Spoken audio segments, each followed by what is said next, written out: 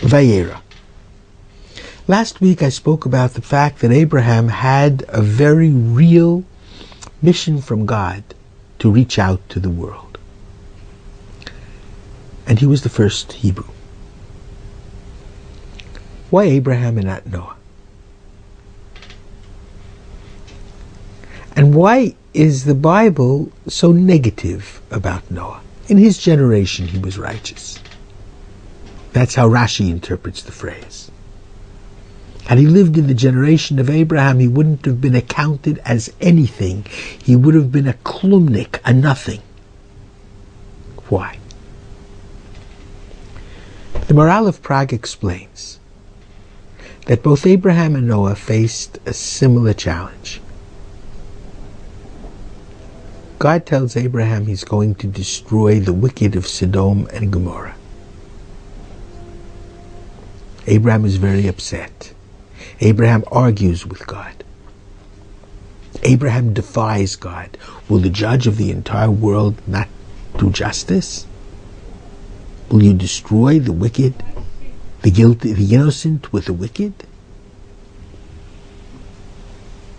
But yet, when God comes to Noah and says he's going to destroy the entire world and he wants to save Noah and his immediate family from the flood, build an ark, Noah doesn't say a peep. He builds the ark to save his family and doesn't argue with God.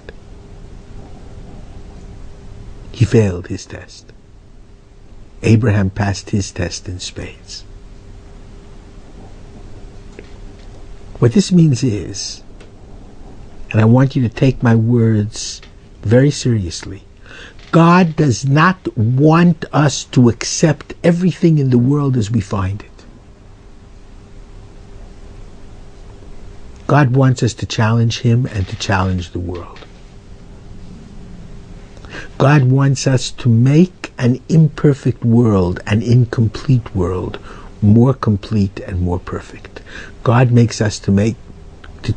challenges us to make the world better. And God invited Abraham to argue with him.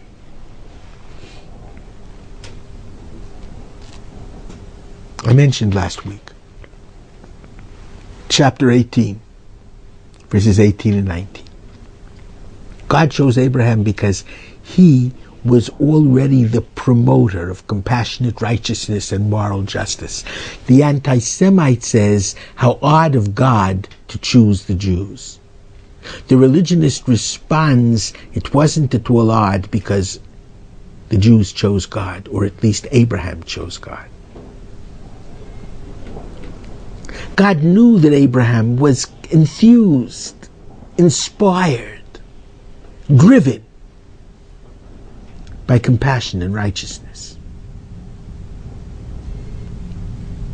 And therefore God says in that same chapter 18,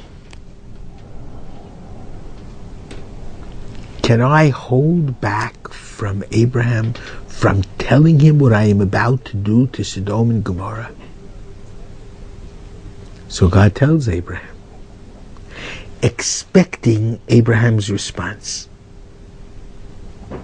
Will you destroy the righteous with the wicked? And Abraham begins debating with God like they're standing in a souk, an Arab souk, in Machane Yehuda, a Jewish souk. If there are 50 righteous, will you destroy the city? 45, 40, 30, 20, 10.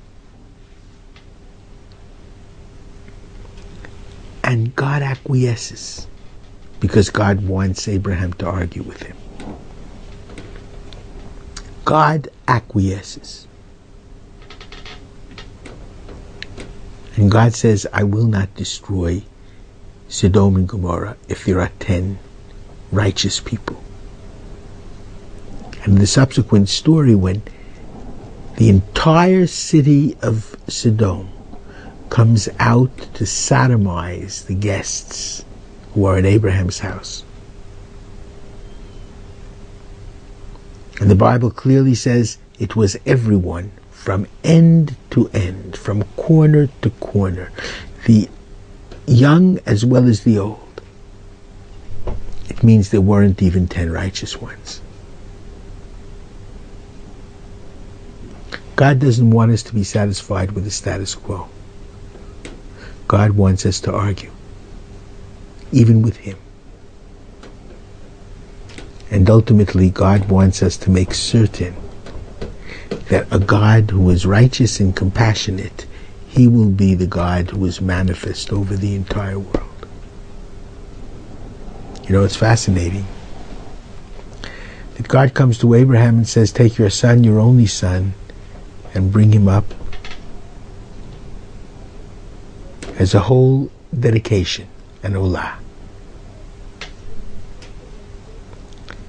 The Sfat Emet says that Abraham failed the test.